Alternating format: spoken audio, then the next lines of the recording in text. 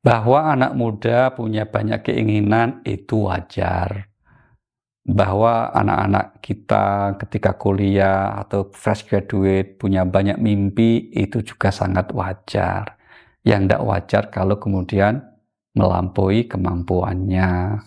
Contohnya misalnya ya, ada anak-anak kita yang kemudian akhirnya terjerat pinjol.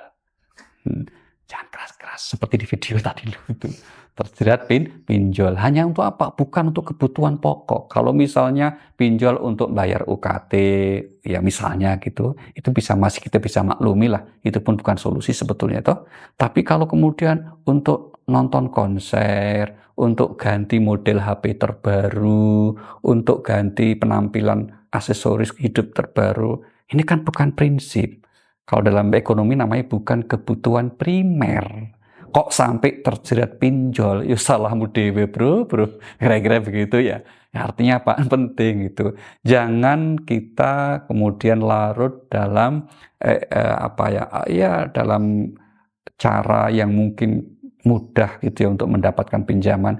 Tapi disitulah tempat kita belajar untuk apa? Kalau ada tawaran-tawaran kelihatan menggiurkan, memudahkan seperti itu, maka tetap kita untuk kembali kepada diri sendiri. Bagaimana supaya tidak sampai terjerat dengan apa yang disebut sebagai fenomena pinjol ini. Tapi ngomong-ngomong, udah tahu ya pinjol kan?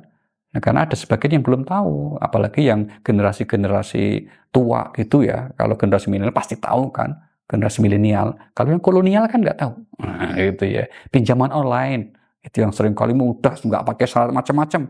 Tapi kemudian itu biasanya ujungnya akan mencekik ya, ujungnya akan mencelakai.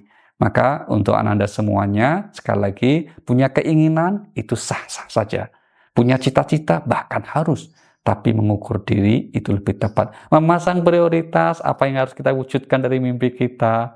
Bahkan seandainya harus dengan aneka macam ikhtiar termasuk pinjol, seandainya itu prioritas, mungkin kita maknai sebagai salah satu kemudahan.